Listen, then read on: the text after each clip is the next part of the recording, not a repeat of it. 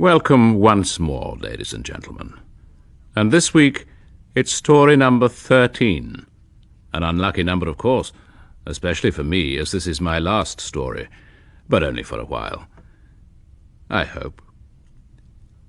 This particular story was told to me by Bram Stoker, the man who created that other man in black, the gaunt, insatiable Dracula. I like to think that the immortal Count himself enjoys listening to Fear on 4, accompanied by his 3 shrouded daughters, the wolves howling outside, the rats scurrying in the blood-soaked corners of the room. In fact, rats feature very much in the story I'm about to tell, the story of the Judge's House.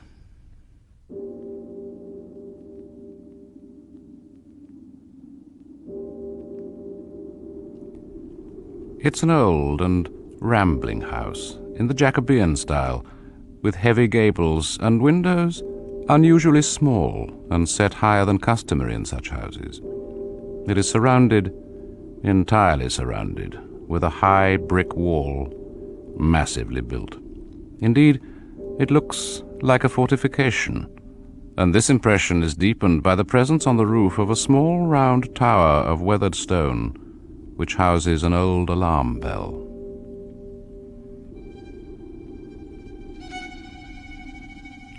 The house is empty. It has been empty for many, many years. All about it there hangs an air of desolation. It stands some distance from the little town of Benchurch, in the midst of a small tract of weedy parkland. But all these things, the absolute, the unutterable loneliness of the place, only makes it seem the more desirable to Malcolm Malcolmson this year for his final examinations. He needs solitude, and that is something he will certainly find in this house, of all houses.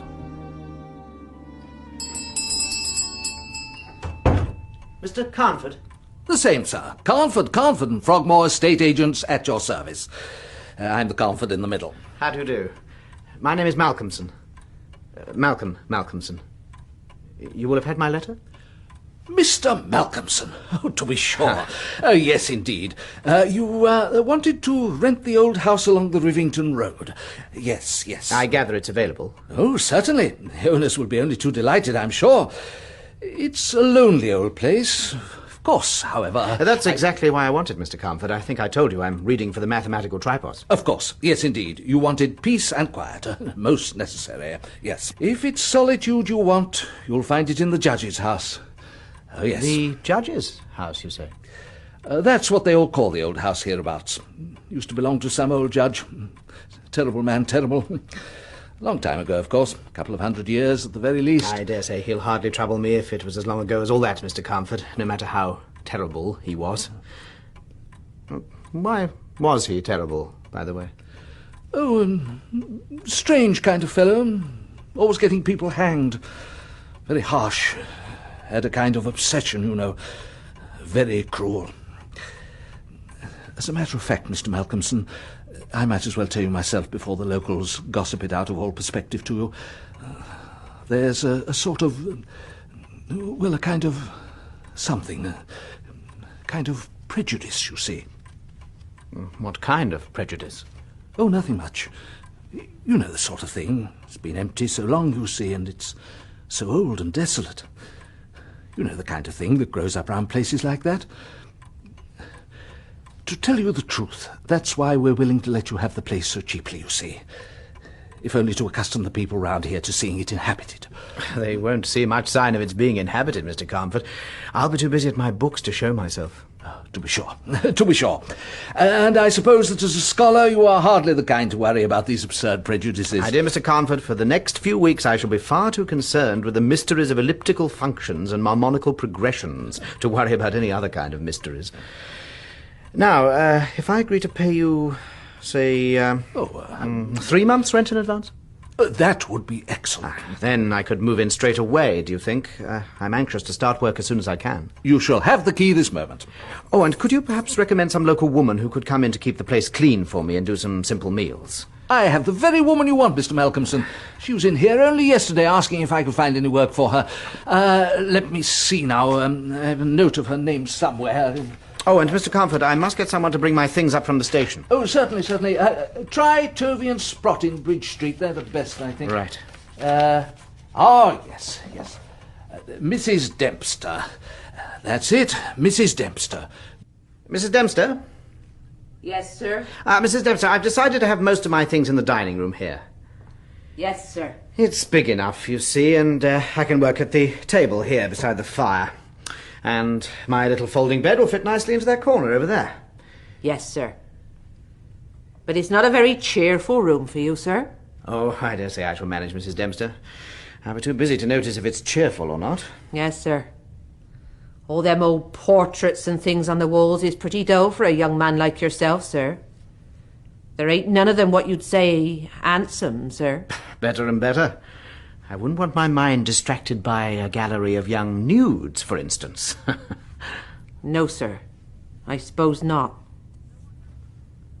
You know what that is, sir, of course. Some kind of bell rope from the way it's hanging. Yes, sir. That there alarm bell on the roof, sir. Runs right up, it does, through the ceiling. They do say... Well, never mind, it's only gossip. I remember that old bell ringing once, sir. Caused a dreadful stir in Benchurch. Dreadful. Ringing away. You mean of its own accord? Oh, no, sir. There was folk living in the house in them days, sir. I reckon it were about 50 year ago, near enough. I was only a girl myself. Some young folk tried it on for a lark, I suppose. Well, I'm hardly likely to want to try any larks, Mrs. Dempster. You might need it for other things, sir. What, for instance? Well, some says one thing, some says another, sir. It ain't for me to tell tales. Still, all the same, no kin of mine would sleep here of a night, sir, bell or no bell. There ain't nobody lived in this house for 50 year. Not since those young folk went away. And there's no telling why they did go away, sir. No, indeed, Mrs. Dempster. No telling. So perhaps you had better not tell me yourself, eh? Now, have I got everything, I wonder? A screen, sir. I reckon you'll need a screen. What for? Put round your bed. There's one upstairs, I'll fetch it down. It's very draughty in this big room. You'll need a screen. Though, mind you, I wouldn't like a screen myself, with all kinds of things to put their heads round the sides and over the top to look at me. Mrs. Dempster, you're not afraid of ghosts, are you? Well, no, sir. At least maybe not what you'd call ghosts. There ain't really such things as ghosts, I always say. Ghosts is always something else than what folks think they are. Ghosts is creaky doors and rats and mice and beetles and such. Here, look at that old wainscot round the wall there. There's rats in plenty there, if you ask me. I dare say you'll hear 'em too, of a night. They won't disturb me, Mrs. Dempster. No, sir. But it's different in the night. And if I was to have a screen round my bed in a room like this, with the thought of that old judge and his hangings and them rats all scampering, well, I wouldn't, sir, and that's a fact. Yes, I'm sure you wouldn't. Well, now, if you'd be good enough to bring me a kettle and some tea things, I can get to work straight away. I keep myself going with tea in the night time, you know, Mrs. Dempster. Yes, sir. But don't sit up too late, sir. Not good for your health. I'll try, Mrs. Dempster. I promise you I'll try. Oh, and you'll come in the morning to get some breakfast for me, say, 8:30? I will, sir. Well, I'll get your tea things in and leave you to it then. Yes, thank you, Mrs. Dempster. Oh, just one more thing before you go. Yeah? I meant to ask Mr. Comfort, this old judge that used to live here, what was his name? Well, to tell you the truth, sir, I don't rightly know. I did hear it once. Began with a J, if I mind right. Came here from the West Country to settle down for a bit, they do say. Had to lie low or something. He was that unpopular with his hangings. A terrible, cruel man, they say. The West Country? Oh, that wouldn't have been... Wait now, sir. I remember. Yes. Jeffers, that was it. No. No. Jeffries. Yes, I'm sure of it. Judge Jeffries, that was the name, sir. Judge Jeffries.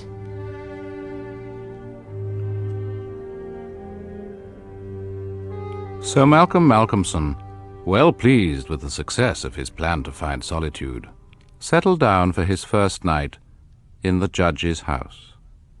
With his books piled on the table, he put fresh wood on the fire, trimmed his oil lamp, and settled himself to a spell of hard work. He went on without a pause until about 11 o'clock, and then stopped to make himself a cup of tea. The rest was a great luxury to him, and he enjoyed it with a sense of voluptuous ease. The renewed fire leapt and sparkled, and threw strange shadows through the ancient gloomy room.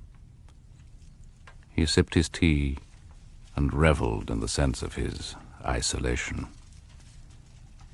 And then, only then, did he begin to notice the little rustling, whispering sound that was filling the air.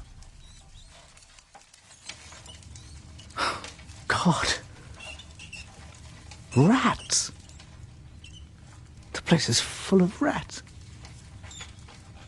Old Mrs. D was right. Surely they can't have been at it all the time I was reading. I must have noticed them. They're busy enough now, at any rate. What was it the old soul said? Rats is ghosts, and ghosts is rats. Well, I reckon it's just their way of welcoming a stranger. They've been lonely for too long. That's what it is. Don't worry, my small friends. Don't worry. I've come to keep you company now. Don't worry. He smiles to himself and picks up the green-shaded oil lamp from the table. He goes round the room, wondering that so beautiful an old house had been so long neglected. The carving of the oak on the panels of the wainscot is magnificent. The old portraits above are fine and mellow, although most of them are too heavily covered in dust for him to be able to make out much detail. Here and there he sees some crack or hole that is blocked for a moment by the face of a rat, its bright eyes glittering in the light. They seem most concentrated in numbers in the corner of the old room where the long, slender bell rope hangs down beside a great portrait, larger and more imposing than all the rest. He is looking for a chair to stand on to examine the bell rope more closely at the point where it enters the ceiling, the gathering place, as it seems, of the small, busy host of rats, when he suddenly becomes aware that, just as quickly as it had begun, the noise all round him has stopped. He stays poised in his movement, disturbed unaccountably by the sudden quiet, and in an instant, in spite of his self-possession, a tremor of uneasiness passes through him.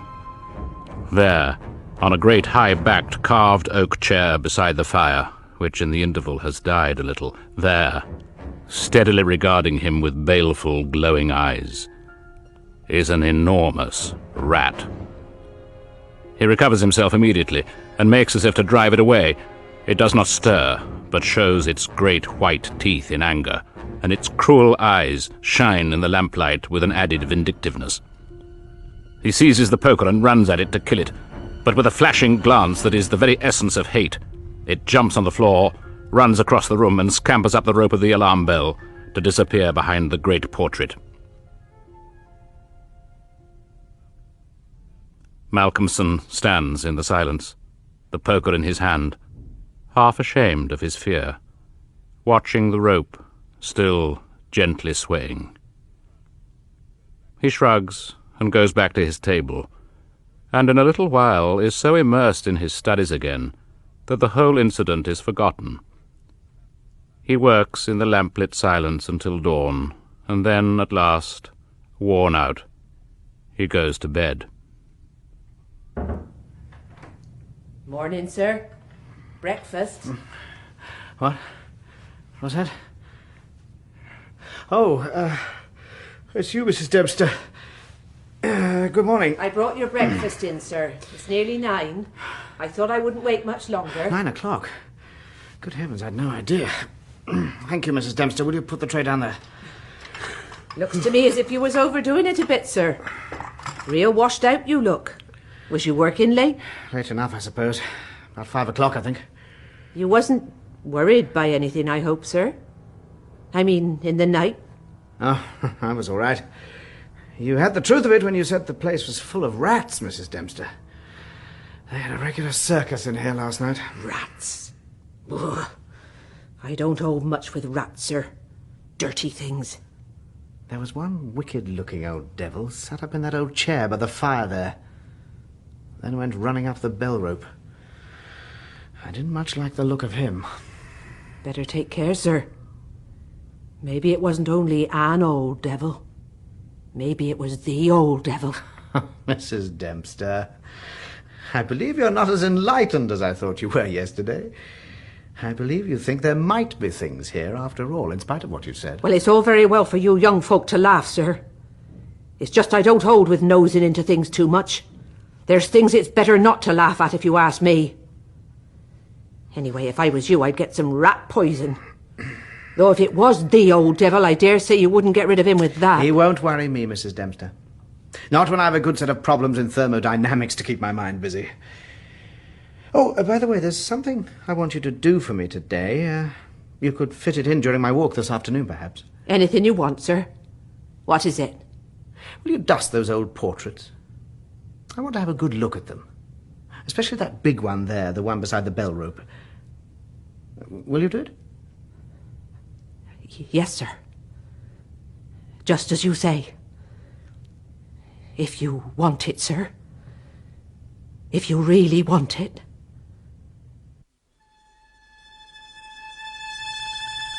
Malcolmson rises and has his breakfast. Outside, the weather is damp and unpleasant, and so he passes the time in further study. In the afternoon, the skies clear a little, and he goes for a walk into Benchurch by way of taking exercise. He stays rather later than he'd intended, so it's after dark when he gets back to the house.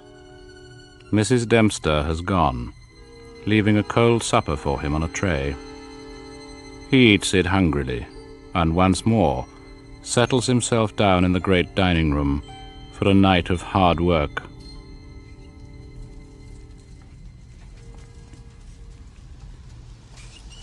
This time, the scampering of the little army of rats begins earlier, and they disturb him more than they'd done the previous night. They scamper up and down and under and over. They squeak and scratch and gnaw. Getting bolder by degrees, they come out of their holes from the chinks and cracks and crannies in the wainscoting, till their eyes shine like small red lamps in the firelight. He rises to his feet and seizes the reading lamp from the table. There is a hasty scurrying sound, and the rats go scampering away and disappear. And again, as suddenly as it has begun, he discovers that the endless gnawing and squealing ceases, and he's all alone, in utter silence, his heart beating faster than normal, and as he draws a deep breath to steady himself, a long, strange thrill of fear goes through him. For the first time since Mrs. Dempster has dusted it, he's able to see, quite clearly in the lamplight, the great portrait that hangs on the wall beside the bell rope. It is the portrait of a judge, the judge, in his full robes of scarlet and ermine. The face is strong and merciless, evil and vindictive, with a dark, sensual mouth and a hooked nose like that of a bird of prey. Yet what disturbs the young man most is that the judge in the portrait is seated in a high-backed chair of carved oak beside a great stone fireplace, and behind the judge, Hanging down from the ceiling, its end lying coiled on the floor, is a rope, a hangman's rope. The room in the portrait is the room in which he stands. The rope in the portrait is the bell rope. He had thought it unusually supple when first he'd seen it, the end of it worn and smooth, as if from much movement in a running noose. He swings round towards the fireplace to look at the actual counterpart of the chair in the portrait, and he recoils in such fear that the green-shaded lamp nearly falls from his hand. In the armchair, the judge's armchair, sits the enormous rat he had seen there the night before. And its eyes, as they regard him, have a peculiar brilliance. They glow with an unutterable malignance. He has seen those eyes before. They are the eyes, the identical eyes, small, cunning, intolerably evil, in the portrait above his head. For an instant he stands frozen. Then he leaps forward, his hand upraised, but the creature again forestalls him. With a sudden, swift movement, it jumps from the chair and scuttles rapidly across the room. Then up the swaying bell rope into a jagged, dark hole in the corner of the canvas of the portrait.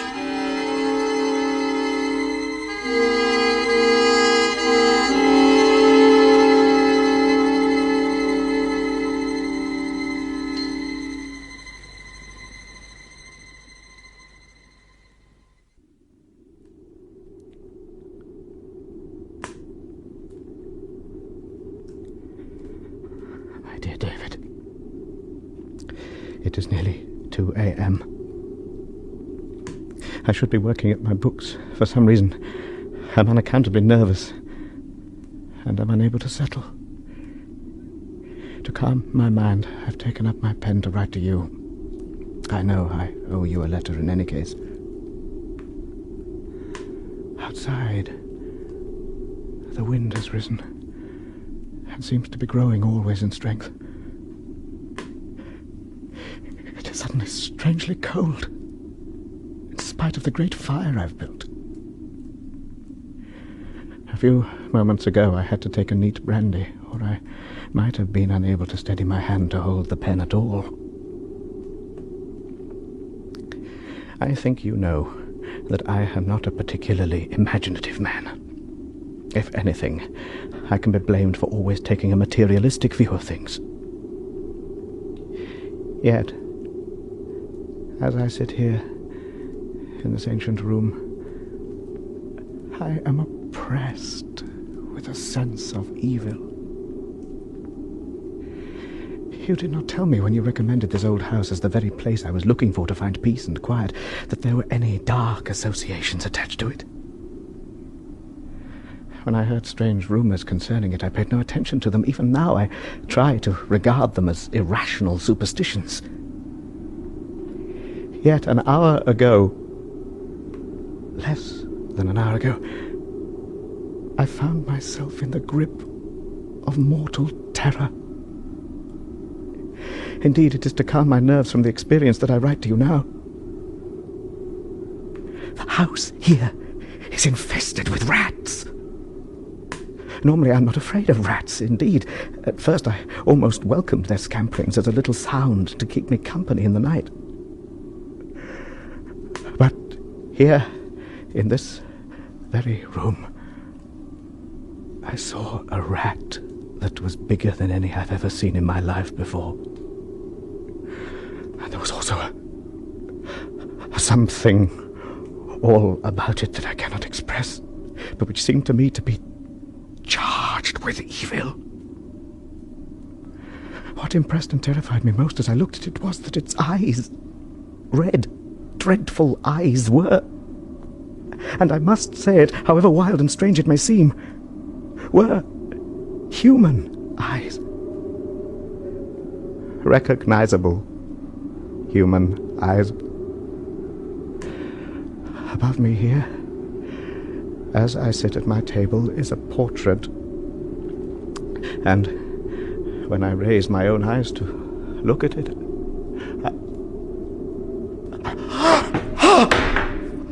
No! No! Oh my God! No! He sees, in the shrouded glow of the lamplight, 1,000,000 little eyes regarding him. From every crack and cranny, unwinkingly they gaze. He sees small, furry bodies gathered close in a circle all round him, on the high-backed chairs, on the frames of the pictures, clinging motionless along the very top of the bell rope itself. The bell rope is quickly laden with rats, yet his fear does not spring from their eyes. He does not only fear the rats, it is something else that he sees that freezes him to the spot. In the center of the great portrait above him, the portrait of the judge, is a huge, irregular patch of brown, naked canvas, as fresh as when it was stretched on the frame. The background is as before, but the figure, the central figure, has disappeared. The judge is no longer there. In the oaken chair, the chair on which had sat the monstrous red-eyed rat, sits now the judge himself. His robes of scarlet shine in the flicker of the firelight. On his head, above the evil eyes, a black cap.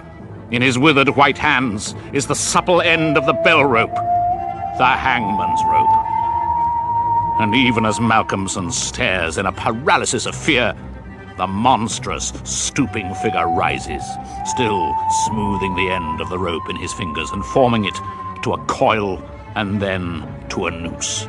And with his eyes aglow in a red flame of triumph, he advances towards the helpless figure of the student, his long, strong, scarlet arms stretched out to him. No! Oh, my God! No!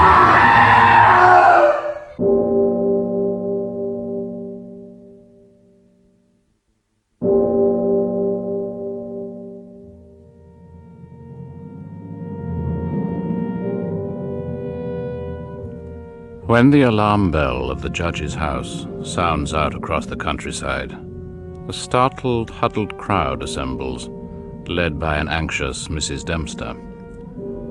Lights and torches appear, hurrying over the fields and through the desolate parkland. The bell still clangs as the white-faced helpers force their way into the great, dark house and move, terror-stricken, into the dining room.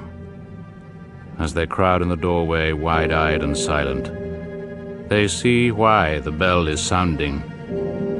Swaying slowly back and forth at the rope's end is the twisted body of the young student.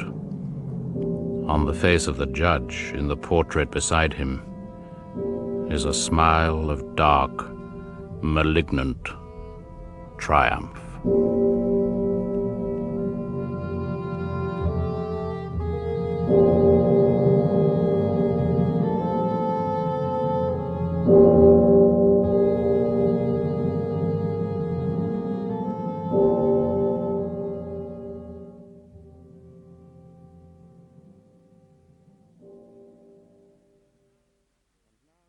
And now, sadly, it's time to bid you au revoir, as I return once more to the depths of Broadcasting House.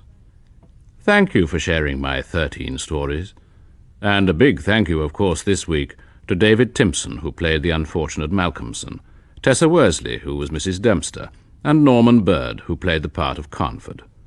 The story was written by Bram Stoker, adapted by John Keir Cross, and directed by Jerry Jones. My name is Edward de Souza, your Man in Black, bidding you au revoir.